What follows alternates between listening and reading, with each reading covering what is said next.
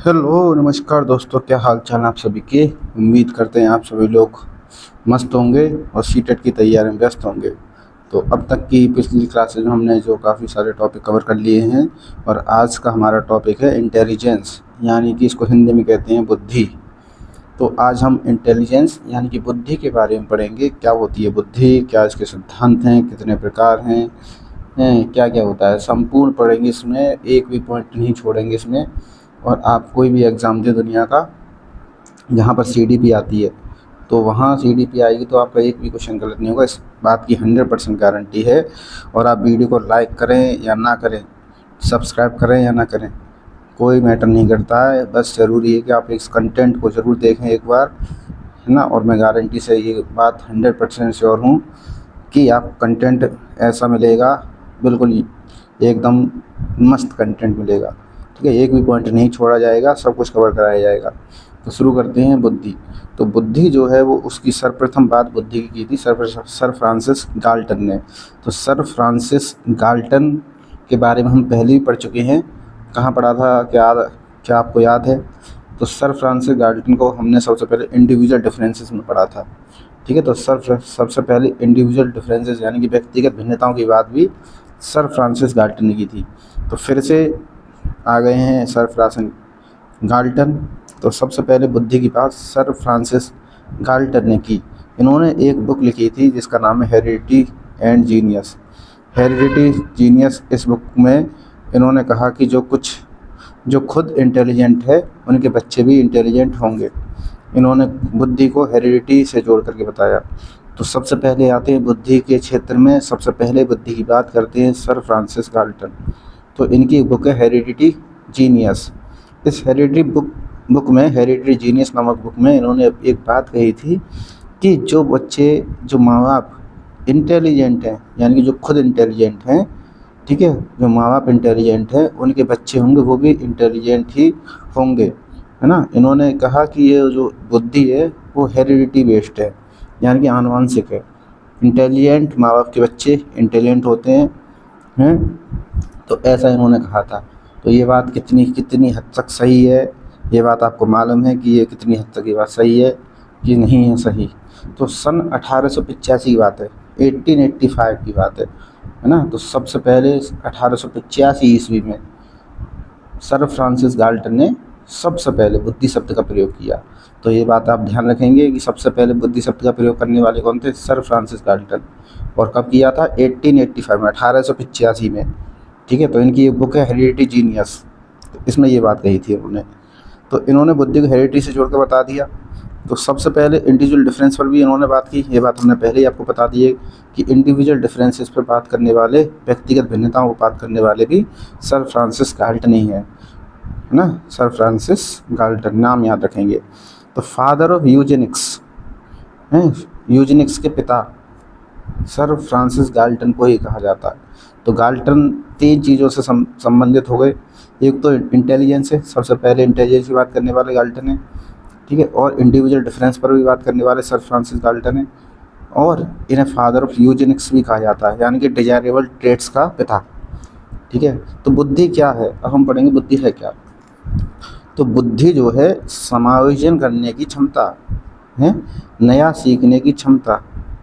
ठीक है, समायोजन क्या है ये हम पहले ही पढ़ चुके हैं अपने आसपास के माहौल के साथ में, अपने वातावरण के साथ में, अपनी परिस्थिति के साथ में।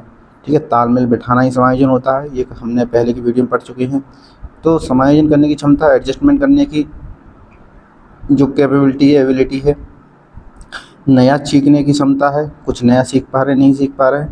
अमूर्त तर्क की क्षमता है ना। अमूर्त तर्क क्या होता है? एब्स्ट्रैक्ट रीजनिंग, एब्स्ट्रैक्ट थिंकिंग, ठीक है, उसकी क्षमता है। एडजस्ट विद एनवायरनमेंट, ये तो समायोजन करने की क्षमता क्या है? Adjust with environment. Ability to learn something, ये है नया सीखने की क्षमता। एबिलिटी किसकी? नया सीखने की, कुछ भी नया सीखने की क्षमता है या नहीं है। एबिलिटी ऑफ एब्स्ट्रैक्ट रीजनिंग है, अमूर्त तर्क की क्षमता सॉरी। तो इसको हम बुद्धि कहते हैं। तो इंटेलिजियर या फिर इंटेलिजेंसिया, ये शब्द कैसे बना है? इंटेलिजेंस। तो इंटेलिजेंस शब्द जो बना है वो इंटेलिजियर, इंटेलिजेंसिया, ठीक है। इसका क्या अर्थ होता है? इसका अर्थ होता है समझना, ठीक है। इंटेलिजियर या फिर इंटेलिजेंसिया, इसका शब्द होता है, इसका अर्थ होता है समझना। तो ये इंटेलिजियर और इंटेलिजेंसिया ये लैटिन भाषा के शब्द हैं, ठीक है। तो हम पढ़ेंगे इस विषय में CET में जो ज़्यादातर जो शब्द हैं वो लैटिन भाषा के ही हैं, ठीक है। तो इंटेलिजेंस भी लैटिन भाषा का ही शब्द है। इसका अर्थ क्या होता है? समझना। तो learn something new, adjust with environment, abstract reasoning और ऑपरेशनल आस्पेक्ट, यानी कि रोज़ाना बुद्धि का प्रयोग करना, ये ऑपरेशनल आस्पेक्ट है। रोज़ाना आप किस प्रकार की बुद्धि का प्रयोग कर रहे हैं, कैसे काम कर रहे हैं। तो इसे ओला कहते हैं, शॉर्ट फॉर्म में कहेंगे ओला। O for operational aspect, L for learning something new, A for adjustment with environment, और दूसरा ये है एब्स्ट्रैक्ट रीजनिंग। तो ओला बुद्धि क्या है? शॉर्ट फॉर्म में कह सकते हैं कि ओला है बुद्धि, ओला, ठीक है। तो आगे चलते हैं। तो बिने हैं 1905 में, 1905 में बिने, तो उन्होंने क्या कहा बुद्धि के बारे में? तो बुद्धि वह क्षमता है जिसे व्यक्ति अपने गोल या उद्देश्य के प्रति निर्देशित करता है। अपने व्यक्ति क्या करता है? अपने उद्देश्य के प्रति निर्देशित, ठीक है। तो ऐसी क्षमता जिसमें क्या करेगा व्यक्ति? अपना गोल या उद्देश्य या फिर एम, उसके प्रति क्या होगा? निर्देशित होगा। तो बुद्धि का जो संप्रत्यय है, तो बुद्धि अमूर्त संप्रत्यय है, ठीक है। बुद्धि कैसा कंसेप्ट है? बुद्धि एक अमूर्त है, दिखती नहीं है बुद्धि, ठीक है। आपको बुद्धि नहीं दिखाई देगी, अमूर्त संप्रत्यय है, ठीक है। एब्स्ट्रैक्ट कंसेप्ट है और इसका संबंध मस्तिष्क से होता है। तो विभिन्न प्रकार की योग्यताओं का नाम बुद्धि है, ये कह सकते हैं हम। बुद्धि क्या है? बुद्धि है विभिन्न प्रकार की योग्यताओं का नाम, या फिर जीवन की जो समस्याएं हैं उसको हल करने का गुण। आपके जीवन में जो भी समस्याएं हैं, किसी के जीवन में जो भी समस्याएं, यदि उनको वो हल कर पा रहा है अच्छी तरीके से, तो वो बुद्धिमान है, ठीक है। तो बुद्धि केवल यही है। बुद्धि क्या है? कि भाई जीवन की समस्या हल करना, और विभिन्न योग्यताओं को हम बुद्धि कहते हैं। तो बिने ने 1905 में ये कहा था कि बुद्धि वैसी क्षमता है जिसे व्यक्ति अपने गोल उद्देश्य के प्रति निर्देशित करता है, ठीक है। तो बुद्धि को मापेंगे कैसे? बुद्धि कैसे मापें? कैसे किसी इंसान की बुद्धि को मापा जाएगा? क्योंकि बुद्धि तो कैसा है? एक एब्स्ट्रैक्ट कॉन्सेप्ट है, एब्स्ट्रैक्ट यानी अमूर्त संप्रत्यय है। तो अमूर्त संप्रत्यय जब दिखता ही नहीं है तो उसको कैसे मापेंगे? तो सबसे पहले अल्फ्रेड बिने ने 1905 में पहला बुद्धि परीक्षण किया था ना। कहाँ किया था? फ्रांस में। तो ये बात 1905 की है। तो बिने एक मनोवैज्ञानिक हैं, उन्होंने 1905 में बुद्धि को मापने का प्रयास किया और इंटेलिजेंस टेस्ट दिया था, बुद्धि परीक्षण, है ना। एक टेस्ट होगा तो उसके बेस पर ही हम बुद्धि को मापेंगे, ये कहा था बिने ने। तो first intelligence test published in 1905 by Alfred Binet and Simon, ठीक है। साइमन का नाम यहाँ रखेंगे, अल्फ्रेड बिने और साइमन। तो बिने के बिना बुद्धि नहीं होती ना, इस तरह से याद रखेंगे कि बिने के बिना बुद्धि नहीं। तो बिने का सबसे पहले नाम आएगा बुद्धि परीक्षण करने में। तो 1905 में हुआ क्या? 1905 में पहली बार प्रथम बुद्धि परीक्षण, फर्स्ट इंटेलिजेंस टेस्ट, बिने साइमन बुद्धि परीक्षण के नाम से कहा गया। क्योंकि बिने और साइमन ने दिया है बुद्धि परीक्षण, तो भाई वो अपना नाम जरूर रखेंगे, है ना। तो इसमें कोई भाई दोहराए नहीं है। जो ईजाद करता है चीज़ें वो चाहता है कि उसका नाम हो। तो बिने और साइमन दोनों ने मिलकर के बुद्धि परीक्षण जो है पहला बुद्धि परीक्षण 1905 में दिया। 1908 में इसको रिवाइज्ड किया गया। 3 साल के बाद उनको कुछ एहसास हुआ कि भाई जो बुद्धि परीक्षण ने पहला दिया है तो उसको हम क्या करते हैं? रिवाइज्ड करते थे। तो रिवाइज्ड करके इन्होंने मानसिक आयु, मेंटल एज का कंसेप्ट बिने ने और जोड़ दिया इसी में, ठीक है। तो बुद्धि परीक्षण था, उसमें मानसिक आयु, ठीक है, मेंटल एज का कंसेप्ट भी जोड़ दिया। ये 1908 की बात है। 1908 के बाद में 1911 में उन्होंने फिर रिवाइज किया, ठीक है। रिवाइज करके कि फिर उसके बाद 1916 में हुआ, फिर रिवाइज हुआ। तो 5 में आया पहली बार, 8 में रिवाइज हुआ 3 साल के बाद, ठीक है। फिर उन्होंने 3 साल के बाद क्या किया? फिर रिवाइज कर दिया। फिर 3 के बाद में 5 साल के बाद 1916 में इसको रिवाइज किया गया और स्टैनफोर्ड बिने टेस्ट टर्मन ने दिया। ये किसने दिया? टर्मन ने। और इसका नाम रख दिया स्टैनफोर्ड बिनेट टेस्ट। 1916 में जो रिवीजन हुआ, इसका रिवाइज किया गया, उसको टर्मन ने रिवाइज किया था। तो टर्मन स्टैनफोर्ड यूनिवर्सिटी के प्रोफेसर थे, इसलिए इसे स्टैनफोर्ड बिने कहा गया। टर्मन ने किया, लेकिन इसमें कहीं भी टर्मन का नाम नहीं है, लेकिन टर्मन स्टैनफोर्ड की यूनिवर्सिटी के प्रोफेसर थे, इसलिए उन्होंने उस यूनिवर्सिटी के नाम से, और बिने ने पहली बार किया था, तो बिने को तो क्रेडिट जाता ही जाएगा। तो स्टैनफोर्ड बिने ने ठीक है, इस टेस्ट को दिया, जो कि किसने दिया था? टर्मन ने। तो आगे चलते, यहाँ तक की बात क्लियर होगी। तो अब हम कहेंगे कि भाई फादर ऑफ इंटेलिजेंस टेस्ट, बुद्धि परीक्षण के जनक कौन है, यानी कि पिता कौन है, किसने इसको बनाया बुद्धि परीक्षण को? तो आप सभी को मालूम है, बुद्धि परीक्षण को अल्फ्रेड बिने ने बनाया था 1905 में। इनके सहयोगी भी थे साइमन, ठीक है, उनको भी नहीं भूलना है, ठीक है। लेकिन फादर ऑफ इंटेलिजेंस टेस्ट अगर पूछा जाएगा तो अल्फ्रेड बिने का ही नाम आएगा। तो सबसे पहले आईक्यू का कंसेप्ट कब आया? आईक्यू, इंटेलिजेंट क्वोशिएंट, तो इसका कंसेप्ट 1912 में आया था, ठीक है। 1908 में रिवाइज हुआ, 1911 में रिवाइज हुआ, उसके बाद 1912 में विलियम स्टर्न ने ये जो है आईक्यू का कंसेप्ट दिया था, ठीक है। आईक्यू का फॉर्मूला टर्मन ने दिया 1916 में, जो स्टैनफोर्ड बिनेट टेस्ट था रिवाइज करने के बाद में, तभी उन्होंने आईक्यू का फॉर्मूला दिया। आईक्यू होता क्या है? आईक्यू कंसेप्ट विलियम स्टर्न ने दिया है 1912 में, लेकिन आईक्यू का फॉर्मूला, यानी कि आईक्यू की बात, पहली बात, सबसे पहले आईक्यू की बात, आईक्यू क्या होता है, ठीक है। तो सबसे पहली बार जो शब्द सुना गया आईक्यू, वो दिया गया था विलियम स्टर्न के द्वारा। उसके बाद जब 1916 में टर्मन ने जो रिवाइज किया इसका बुद्धि परीक्षण का, तो उन्होंने आईक्यू का फॉर्मूला दे दिया, ठीक है। आईक्यू कंसेप्ट दे करके विलियम स्टर्न चले गए, लेकिन उसके बाद आईक्यू का फॉर्मूला है कि आईक्यू निकालेंगे कैसे। तो आईक्यू निकालना है, हम करेंगे मानसिक आयु। मानसिक आयु किसने दी थी? बिने ने दी थी, ठीक है। मानसिक आयु का संपत्ति जो कि कब आया? 1908 में आया था। उसके बाद CA अपॉन CA, मानसिक आयु को, ठीक है, भाग देंगे CA यानी कि क्रोनोलॉजिकल एज, ठीक है, और उसका मल्टीप्लाई करना 100 में।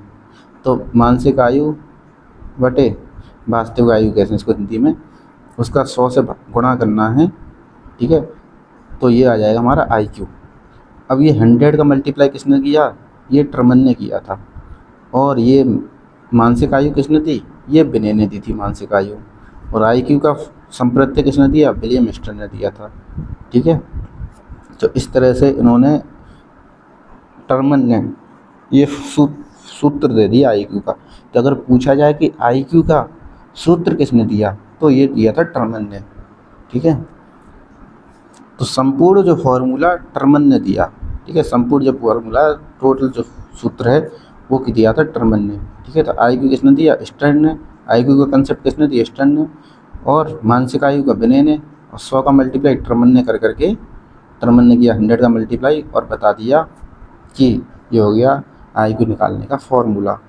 अगर मानसिक आयु किसी की ज़्यादा है और उसकी, ठीक है, क्रोनोलॉजिकल एज यानी कि वास्तविक आयु, ठीक है, वो क्या है? कम, तो ये कैसा बच्चा होगा? ये एवरेज से थोड़ा सा बेहतर होगा, एबव एवरेज होगा, यानी कि दिमाग तो ज़्यादा होगा, उम्र कम होगी, ठीक है। उम्र कम हो और दिमाग ज़्यादा हो तो एबव एवरेज है।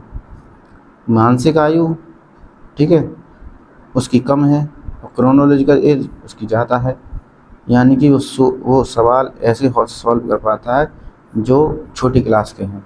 उससे जो, अगर कोई बच्चा 5 क्लास में पढ़ रहा है और अगर वो जो है 4 क्लास के, 3 क्लास के सवाल सॉल्व कर पा रहा है, 5 के नहीं कर पाता, 2-3 के कर पाता है, तो यानी कि उसकी मानसिक आयु क्या है? कम। उसकी वास्तविक आयु 5 क्लास के हिसाब से होगी, तो ये हो जाएगा बिलो एवरेज, यानी कि दिमाग कम है, उम्र ज़्यादा है।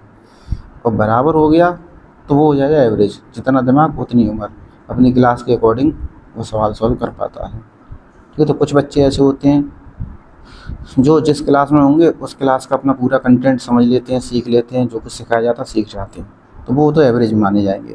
कुछ ऐसे होते हैं जो होंगे बड़ी क्लास में, है ना, होंगे अपनी क्लास में, लेकिन अपनी क्लास के सवाल सॉल्व नहीं कर पाएंगे। छोटी क्लास के तो कर लेते हैं, यानी कि उनकी मानसिक आयु, सोचने समझने की जो क्षमता है वो उस लेवल पर काम नहीं कर रही है, छोटे स्तर पर काम कर रही है। छोटी क्लास के सवाल वो सॉल्व कर लेगा, अपनी क्लास का नहीं कर पाता है तो उसे कहेंगे बिलो एवरेज। और जो है तो अपनी क्लास में लेकिन वो सॉल्व कर पा रहा है अगली क्लास के भी सवाल, यानी कि उसकी मानसिक आयु बहुत ज़्यादा है लेकिन उसकी क्रोनोलॉजिकल एज कम है, ठीक है, तो वो जो हो गया एबव एवरेज, एवरेज से बेहतर। आईक्यू टेबल देखेंगे, ये जो आईक्यू टेबल है हैं, इसमें आईक्यू निकाल के दे रखा है कि इस रेंज से इस रेंज के तक के बच्चे अगर होंगे, इतना आईक्यू आता है किसी का तो वो इस तरह का बच्चा होगा, इतना आईक्यू आता है तो वो इस तरह का बच्चा होगा, ठीक है। तो ये देख लेते हैं। तो शुरू करते हैं 0 से लेके 24 तक।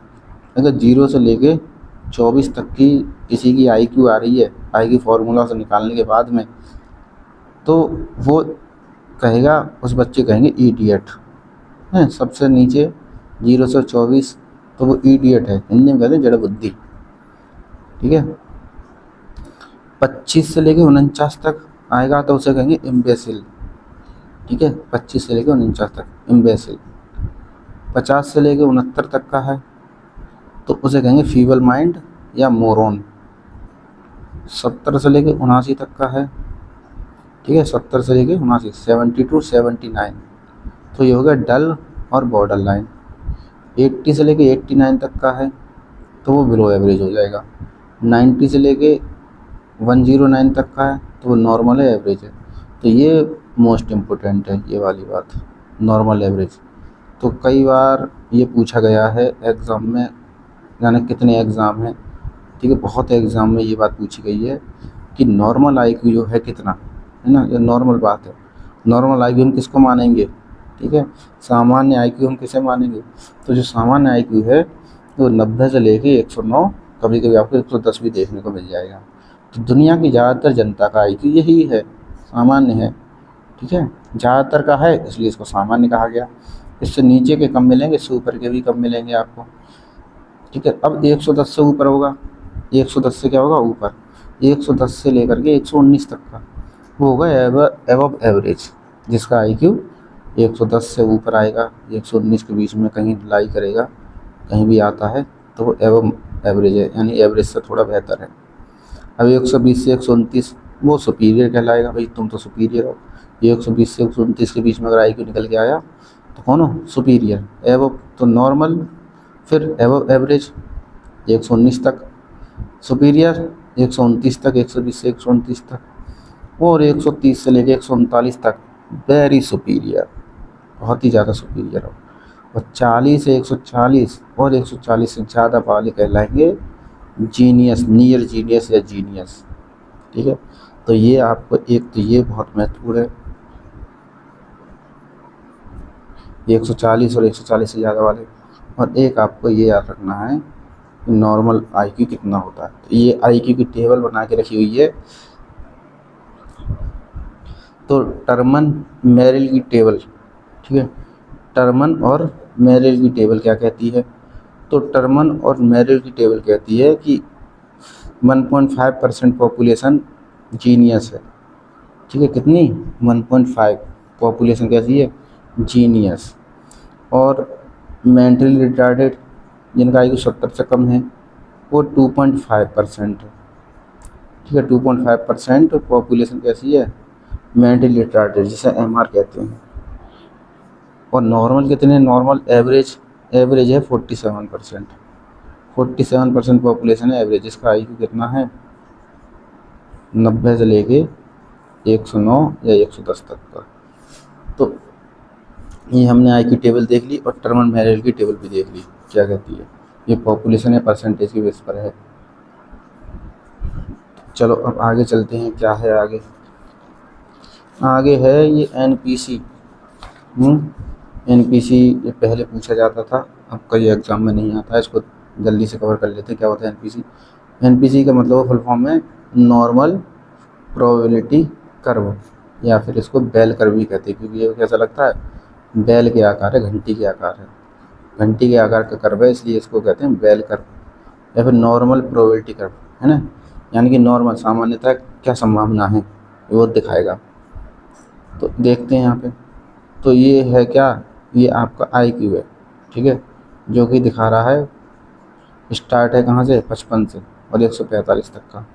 तो 55 से जो है नीचे रहेंगे जितने, वो पॉपुलेशन 0.1% के हिसाब से, ये 55 से, तो ये मेंटली रिटार्डर होंगे MR।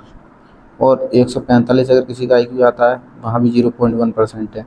तो MR और गिफ्टेड दोनों का परसेंटेज पॉपुलेशन में सेम है, ठीक है, 0.1%, 0.1%, यानी MR और गिफ्टेड सेम मिलते हैं। जितने MR होंगे उतने ही गिफ्टेड मिलेंगे दुनिया में, ये प्रोबेबिलिटी है, संभावना है, ठीक है। उसका 70%, 70 IQ जितना है 2%, उतने ही 130 IQ वाले मिलते हैं 2%, ठीक है। ये यानी कि बिलो से, एवरेज से नीचे हैं और ये एवरेज से ऊपर हैं। तो जितना 85 वाले मिलेंगे 14%, उतना ही 115 वाले 14% मिलते हैं। और बाकी का जो 100 IQ होगा, जिसका जो नॉर्मल होंगे, एवरेज होंगे, ठीक है, वो मैक्सिमम होगा इसमें। तो गिफ्टेड चिल्ड्रन है ना, गिफ्टेड जिनका IQ कैसा है, 140 है, 140 से ज़्यादा, तो गिफ्टेड चिल्ड्रन का 3 रिंग मॉडल, ठीक है, 3 रिंग मॉडल कहते हैं, जो किसने दिया था, रेंजुली ने दिया था। इस बात को आप याद रखेंगे, गिफ्टेड चिल्ड्रन का 3 रिंग मॉडल रेंजुली के द्वारा दिया गया है। तो इसमें क्या होता है, रेंजुली ने क्या दिया है, क्या कहता है इनका जो मॉडल है, तो इसको हम निमोनिक से, ये शॉर्ट फॉर्म ACC, ACC क्या है, ACC वो सीमेंट नहीं है, ACC अल्ट्राटेक सीमेंट, ये वो वाली बात नहीं है। इसमें क्या होता है ACC में, जिसमें ये तीनों चीज़ें कॉमन पाई जाएंगी, वह गिफ्टेड होगा। यानी कि ACC, ये तीनों चीज़ें जिस बच्चे में कॉमन होंगी, जिसमें होंगी, तीनों ही होंगी उसमें, वो कहलाएगा गिफ्टेड। अब ये है क्या ACC, देख लेते हैं। तो ACC में एक तो आएगी हायर एबिलिटी, एक है हायर क्रिएटिविटी, एक है हायर कमिटमेंट है। एबिलिटी यानी कि हायर एबिलिटी, कुछ काम करने की प्रबल योग्यता। हायर क्रिएटिविटी यानी कि बहुत ज़्यादा सृजनात्मकता है। और हायर कमिटमेंट, दृढ़ निश्चय कर लिया।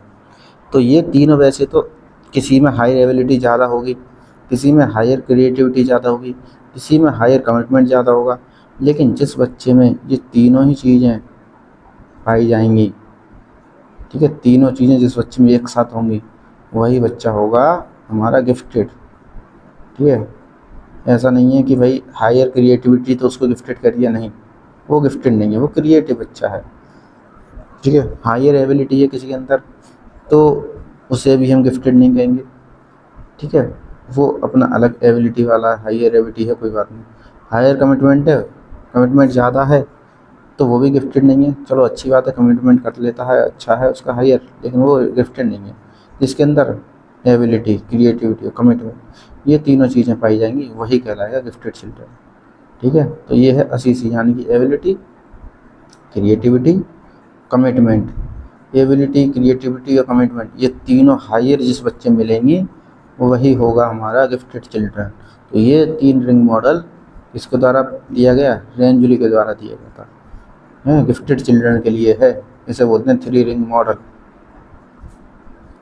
और गिफ्टेड चिल्ड्रन का IQ आपको मालूम है कितना होता है, 140 प्लस या 140 होगा। तो ये है कुछ अलग प्रकार के IQ लेवल वाले बच्चे। जिनका 20 से कम है वो इडियट हैं। जिनका भी IQ, अगर हम जैसे मजाक में कह देते हैं कि इडियट हो गया, तो इडियट कहने का मतलब है कि जिनको बेचारा बिलो 20 है, वो कस्टोडियल हैं। कस्टोडियल का मतलब है उन्हें कस्टडी में रखना पड़ता है, वो पुलिस वाली कस्टडी नहीं, ठीक है। कस्टडी यानी कि उसे नियंत्रण में रखना पड़ेगा, इन्हें छोड़ नहीं सकते, इन्हें खुला नहीं छोड़ सकते, ये बिल्कुल इडियट हैं, ठीक है। तो अब है इम्बेसाइल। इम्बेसाइल का क्या, 20 से लेकर के 50 तक का, यानी कि 20 से, अगर हाँ, जो 20 है, जिसका 20 से कम है, वो तो बिल्कुल बेकार बच्चा है, यानी कि वो तो कस्टडी में रहने लायक है, उसे छोड़ नहीं सकते खुला बिल्कुल भी। वो किसी काम का बच्चा नहीं है, उसको बंद कर ही रखो कमरों में, कस्टडी के लायक है वो। 20 से ऊपर एवरेज का 20 से 50 के बीच में अगर आ रहा है उसका आईक्यू, तो वो इम्बेसाइल कैटेगरी का होगा। उसको हम ट्रेनिंग दे सकते हैं, ठीक है, ट्रेनिंग देंगे और वो अपना जीवन यापन कर लेगा। लेकिन ये कस्टोडियल वाला तो पूरी ज़िंदगी भर डिपेंडेंट रहेगा किसी न किसी पर, खुला नहीं छोड़ सकते, कोई काम नहीं कर पाएगा। लेकिन जो 20 से 50 वाला है, उसको हम ट्रेनिंग दे करके उसको जीवन यापन करने लायक, ताकि उसका जीवन चल सके, हैं, उसको हम ट्रेनिंग दे सकते हैं और वो अपना जीवन अच्छे से जी लेगा। 50 से 70 है तो उसको हम पढ़ा सकते हैं, वो एजुकेबल है, ठीक है। तो जिनका भी आएगा 50 और 70 के बीच में है, यानी कि 50 से ऊपर, 50 से ऊपर वाले तो सभी को हम पढ़ा सकते हैं, लेकिन 50 से नीचे वालों को हम केवल ट्रेनिंग देंगे, 20 से नीचे वालों को कस्टडी में रखेंगे। तो ये है इस कहने का मतलब इस बात का, ठीक है। तो 50 से 70 के जिन्हें हम एजुकेबल पे कहते हैं, वो है हम मोरॉन कैटेगरी में रखेंगे, मोरॉन, ठीक है। तो ये ध्यान रखना है। तो 20 से कम वाले इडियट, कस्टोडियल, 50 से 20 के बीच में, 20 से 50 के इम्बेसाइल ट्रेनिंग दे सकते हैं, और 50-70 के बीच में एजुकेबल।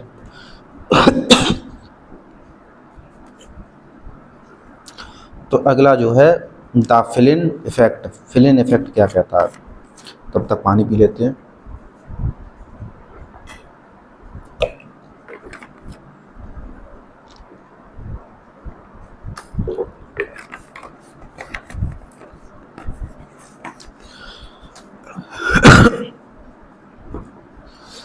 चलो फिर से आ जाते हैं पॉइंट पर, पानी पी लिया है।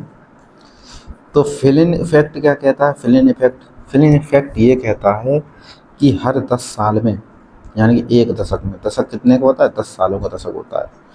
तो हर 10 साल में, दशक में, एक जनरेशन का आईक्यू बदलता है, ठीक है। और इतना आईक्यू बदलता है कि बहुत ही कम, स्लाइड, हल्का सा स्लाइड होगा, ठीक है। इतना नहीं बदल जाएगा कि बहुत अंतर हो गया। तो आईक्यू बदलेगा कैसे? हर दशक में बदलेगा। जीवन स्तर में सुधार होगा, ठीक है, बेहतर होगा जीवन। तो धीरे धीरे आपका आईक्यू जनरेशन का बढ़ जाएगा, कम नहीं होगा, बढ़ जाएगा, इंक्रीज हो जाएगा। आगे नेचर नर्चर का क्या मतलब है? ये नेचर को कहते हैं प्रकृति, इसको नर्चर को कहते हैं पोषण। तो नेचर जो है कैसा है, प्रकृति कैसी है? प्रकृति हमारी जो है नेचर, हेरिडिटी, आनुवंशिकता, ठीक है, ये उससे रिलेटेड है, प्रकृति से। नेचर किससे रिलेटेड है? प्रकृति से। और नर्चर यानी कि पोषण किससे होता है? एनवायरनमेंट से होता है रिलेटेड, ठीक है। तो पोषण एनवायरनमेंट से है और नेचर प्रकृति है जो कि हेरिडिटी से है। इसका क्या मतलब होता है? इसका मतलब ये है कि जो नेचर है, यानी कि किसी इंसान की प्रकृति है जो कि उसे अपने हेरिडिटी से मिली है, आनुवंशिकता से मिली है, वो कभी चेंज नहीं होगी। तो नेचर कभी चेंज नहीं हो सकता किसी का। तो कहते हैं तुम्हारा तो नेचर ही ऐसा है ना।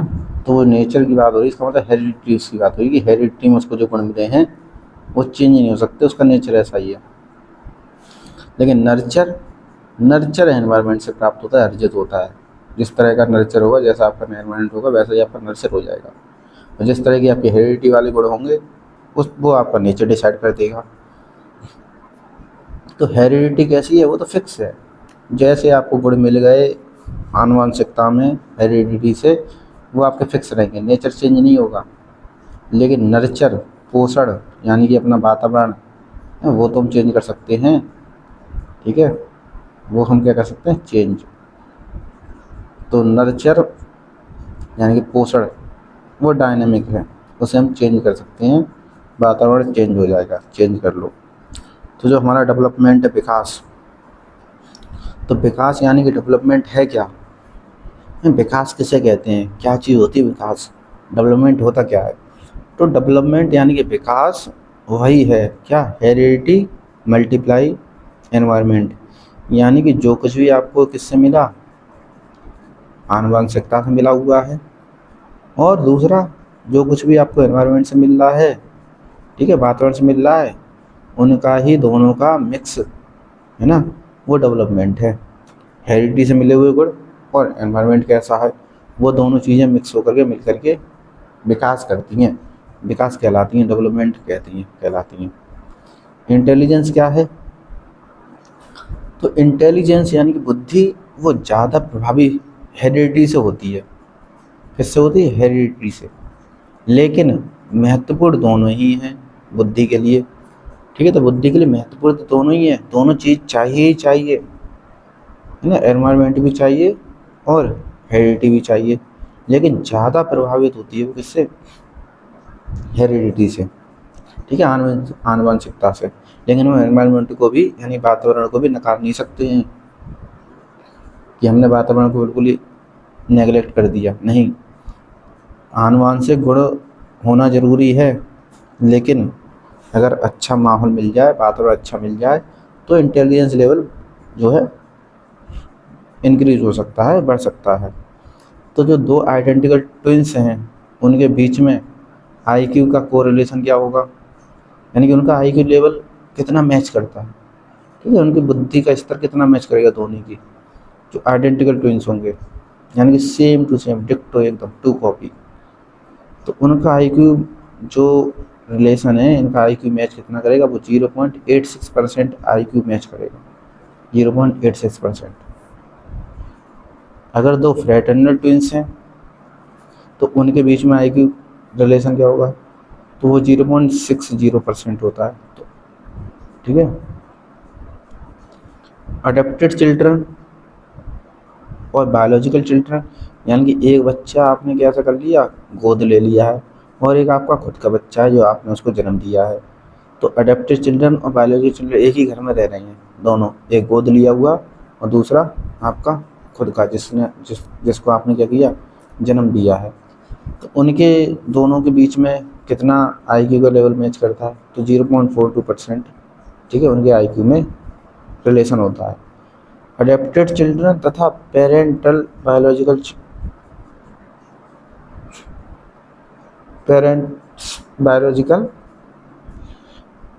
चिल्ड्रन, इनके बीच में 0.19% का जो है कोरिलेशन पाया जाता है।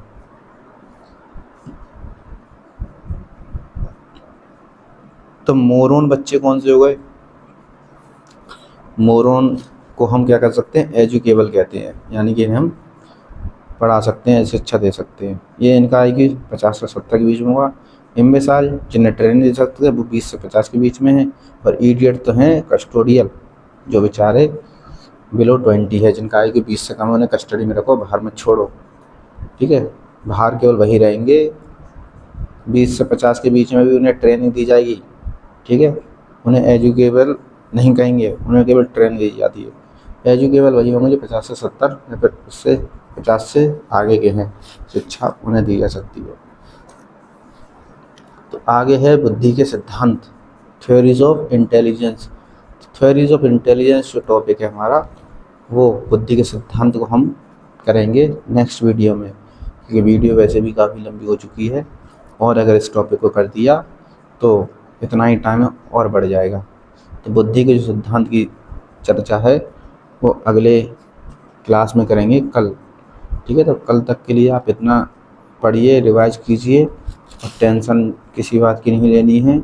यहाँ से आपका एक एक पॉइंट जो है करवाया जाएगा, कोई भी पॉइंट यहाँ से नहीं छोड़ा जाएगा, हर एक चीज़ आपको करवाई जाएगी। बुद्धि के सभी सिद्धांत, जितने भी सिद्धांत हैं, वो सब करवाए जाएंगे आपको यहाँ पर, ठीक है। टेंशन नहीं लेनी है, सीटेट क्लियर हो जाएगा, ठीक है। हमने भी सीटेट अपना क्वालिफाई किया, केंद्रीय विद्यालय का एग्ज़ाम जो है वो भी क्वालिफाई किया, इन्हीं नोट्स के भरोसे किया, इन्हीं नोट्स के दम पर। तो आपको टेंशन नहीं लेनी है। चैनल को सब्सक्राइब करना ना करना वो आपके ऊपर है, ठीक है। अच्छा लगे तो कीजिए, नहीं अच्छा लगे तो कोई बात नहीं, कोई प्रेशर नहीं है। वीडियो को लाइक करना भी आप पर है, अच्छा लगा हो कंटेंट, आपको थोड़ी सी हेल्प मिल रही है तो आप कर सकते हैं, नहीं तो उसका भी कोई मैटर नहीं है, ठीक है। अपना मकसद है केवल आपको जो है थोड़ी सी भी 0.1% भी अगर हेल्प हो पा रही है मेरे थ्रू, तो वो मेरे लिए बहुत बड़ी बात है। तो चलो फटाफट से एक बार रिवाइज कर लेते हैं जो कुछ हो रहा है जल्दी से, ये वीडियो वैसे भी लंबी हो गई है। 34 मिनट्स हो चुकी हैं चलते चलते। तो इंटेलिजेंस आज हम टॉपिक लेकर के बैठे हैं। इंटेलिजेंस है क्या? तो इंटेलिजेंस टॉपिक जो है उसको हिंदी में इंटेलिजेंस को कहते हैं बुद्धि। तो बुद्धि की सबसे पहली बात 1885 ईस्वी में, ठीक है, वो सर फ्रांसिस गाल्टन ने की थी। सबसे पहला अगर बुद्धि शब्द का प्रयोग किया था तो वो सर फ्रांसिस गाल्टन ने किया था। और सर फ्रांसिस गाल्टन को पहले ही पढ़ चुके हैं कि इंडिविजुअल डिफरेंसेस, व्यक्तिगत भिन्नताओं के लिए भी उन्हें जाना जाता है, क्योंकि सबसे पहले व्यक्तिगत भिन्नताओं की बात भी सर फ्रांसिस गाल्टन ने की थी। तो यहाँ पर बुद्धि शब्द की भी परिभाषा सबसे पहले जो है शब्द की बात की, सबसे पहले जो बुद्धि शब्द प्रयोग किया वो सर फ्रांसिस गाल्टन ने 1885 में किया था। ठीक है, इन्हें फादर ऑफ यूजेनिक्स भी कहा जाता है। फादर ऑफ यूजेनिक्स भी सर फ्रांसिस गाल्टन को ही कहते हैं।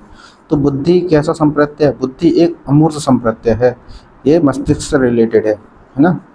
तो विभिन्न प्रकार की योग्यताओं का नाम बुद्धि है। जो भी आपकी योग्यताएं हैं, ठीक है, different types of ability is called बुद्धि। तो जीवन की समस्या को हल करने का गुण बुद्धि कहलाता है। ठीक है, तो बुद्धि है क्या? बुद्धि समायोजन की योग्यता है, समायोजन करने की, एडजस्टमेंट करने की। ठीक है, लर्निंग समथिंग न्यू, सीखने की योग्यता का नाम बुद्धि है। अमूर्त चिंतन करने की योग्यता का नाम बुद्धि है। तो बुद्धि को हम ओला शॉर्ट फॉर्म में कह सकते हैं, ओला। ओ फॉर ऑपरेशनल आस्पेक्ट, यानी कि रोजाना की बुद्धि का प्रयोग आप कर पा रहे हैं, नहीं कर पा रहे। ठीक है, L for learning something new, A for ability, abstract reasoning, और A for adjustment with environment. ठीक है, तो सबसे पहले 1905 में बिने आते हैं और बुद्धि परीक्षण देते हैं। और एक बात कहते हैं 1905 में, अपनी एक परिभाषा देते हैं, बुद्धि ऐसी क्षमता है जिससे व्यक्ति अपने गोल या उद्देश्य के प्रति क्या करता है? निर्देशित करता है। तो बुद्धि को मापे कैसे? बुद्धि को सबसे पहले अल्फ्रेड ब्रेने ने 1905 में पहला बुद्धि परीक्षण दिया था, जो कि किसमें दिया था? फ्रांस में, क्योंकि अल्फ्रेड ब्रेने कहाँ के थे? फ्रांस के थे। तो बुद्धि परीक्षण भी उन्होंने वहीं पर दिया था। उसके बाद पहला इंटेलिजेंस टेस्ट बुद्धि परीक्षण का पब्लिश हो गया 1905 में। अल्फ्रेड ब्रेने और साइमन, उनके सहयोगी साइमन, ठीक है, उन्होंने अपना निकाल दिया 1905 में इंटेलिजेंस टेस्ट। ठीक है, तो इस बात को याद रखेंगे कि पहला बुद्धि परीक्षण बिने साइमन बुद्धि परीक्षण के नाम से जाना गया, क्योंकि बिने और साइमन दोनों ही ने मिलकर के बुद्धि परीक्षण दिया। लेकिन father of intelligence test, father of intelligence test कैसे कहते हैं? उसे कहते हैं बिने को। 1908 में रिवाइज हुआ, जिसमें दोबारा से बिने ने कुछ सोच विचार करने के बाद में अपना एक कंसेप्ट दे दिया, मानसिक आयु। ठीक है, 3 सालों में उन्होंने और इस पर काम किया और मानसिक आयु का संप्रत्य लेकर के आए, उन्होंने मानसिक आयु को प्रस्तुत कर दिया 1908 में। 1911 में रिवीजन हुआ दोबारा से, फिर उसके बाद एक बार 1916 में। ठीक है, स्टैनफोर्ड यूनिवर्सिटी के प्रोफेसर कौन थे? टर्मन। टर्मन ने इसको फिर से रिवाइज करके दे दिया और इस टेस्ट का नाम रख दिया स्टैनफोर्ड बिने टेस्ट। बुद्धि का परीक्षण अब स्टैनफोर्ड बिने टेस्ट के नाम से जाने लगा 1916 में। ठीक है, तो 1912 में जो है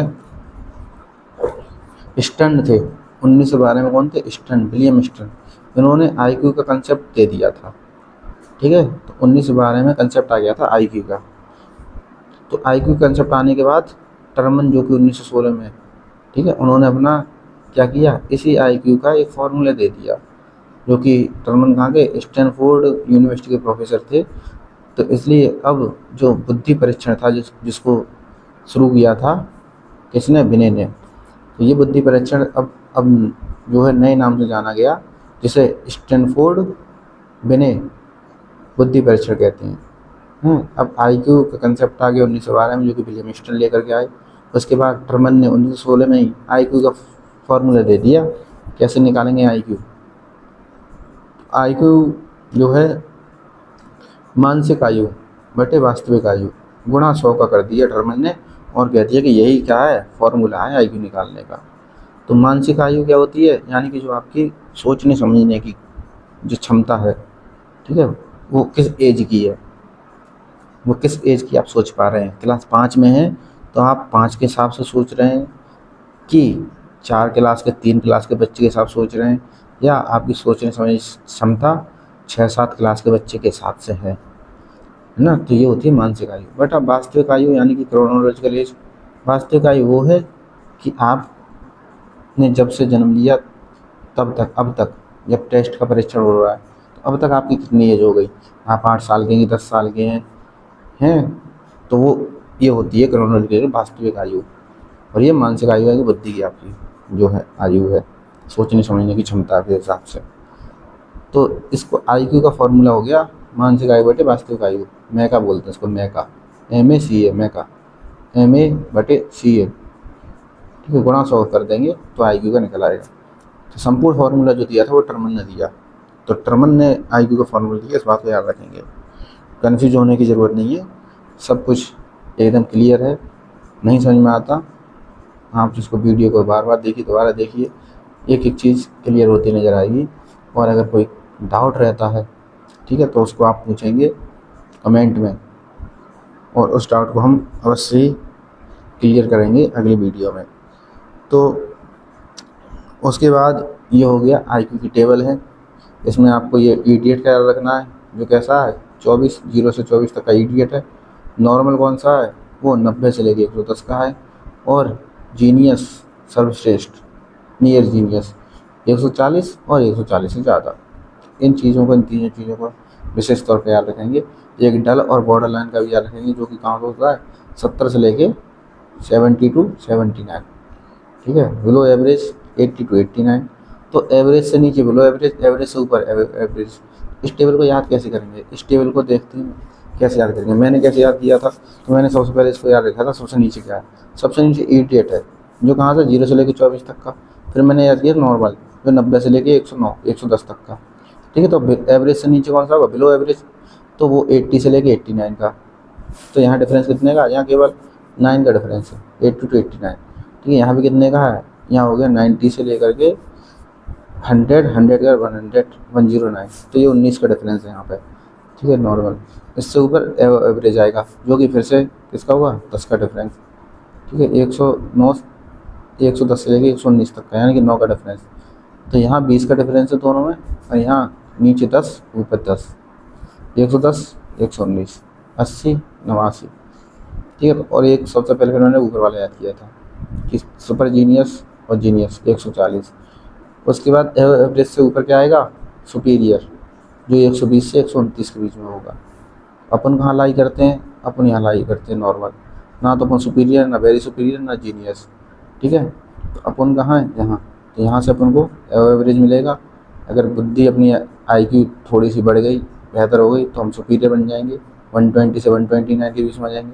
और थोड़ी सी बेहतर हुई तो फिर 130 से 139 के बीच में हो गई, तो वेरी सुपीरियर हो जाएंगे, हैं। जीनियस तो पता नहीं हो पाएंगे या नहीं हो पाएंगे। तो ये क्या है? ये बिलो एवरेज है नीचे का। बिलो एवरेज से बॉर्डर लाइन आ जाएगा। बॉर्डर लाइन से नीचे फीबल माइंड या मोरन कहते हैं, जो कि 50 से लेके 69 तक के होते हैं। और फीबल माइंडेड को ही हम क्या कहते हैं? फीबल माइंडेड मोरन। यही है कैसे? ये हैं एजुकेबल, जो कि अभी हमने बताया था कि एजुकेबल, ठीक है। और इसको हम कर सकते हैं ट्रेनिंग दे सकते हैं, ट्रेनेबल,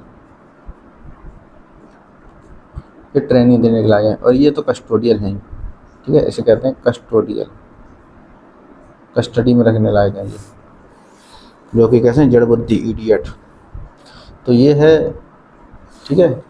और फिर हमने पढ़ा गिफ्टेड चिल्ड्रन का एक मॉडल, 3 मॉडल, जो कि रेंजुली ने दिया था, जिसमें ACC, higher ability, higher creativity, higher commitment, तीनों ही चीज़, जिसमें एक बच्चे के अंदर तीनों ही चीज़ें होती हैं, तो वही गिफ्टेड कहलाएगा। अलग अलग होती है, किसी में ये जाता है, किसी में ये जाता है, किसी में ये जाता है, उसको गिफ्टेड नहीं कहेंगे। तीनों ही चीज़ अगर एक ही बच्चे में होंगी तब वो गिफ्टेड कहलाएगा, ठीक है। तो उसके बाद नेचर नर्चर पढ़ा था कि नेचर यानी कि आपकी प्रकृति कैसी है, नेचर कैसा है। नेचर आपका कैसे डिसाइड होगा? नेचर आपका हेरिडिटी से डिसाइड हो जाता है। नर्चर यानी कि जो किससे होता है? वो एनवायरनमेंट से होता है। तो जो नेचर और नर्चर है, ठीक है, उन्हीं का ही जो है मिक्स रूप है, गुणनफल, तो वही विकास होता है, ठीक है। जो भी आपको आनुवांशिकता से गुण मिले और जैसा आपको वातावरण मिला, उन्हीं सबका मिक्स रूप क्या होगा? वही विकास है, वही डेवलपमेंट है। तो इंटेलिजेंस हेरिडिटी से तो प्रभावित होती है, लेकिन उसका उसके लिए ये भी बहुत महत्वपूर्ण है। केवल एक ही से काम नहीं चलेगा, उसके लिए वातावरण भी होना बहुत महत्वपूर्ण है। तो अब हम कल जो पढ़ेंगे वो थ्योरीज ऑफ इंटेलिजेंस, बुद्धि के सिद्धांत, कितने सिद्धांत हैं, कहाँ से सिद्धांत शुरू हुए, तो वो सब कुछ पढ़ा जाएगा कल। तब तक के लिए आप बने रहिए हमारे साथ में। जय हिंद, जय भारत, वंदे मातरम।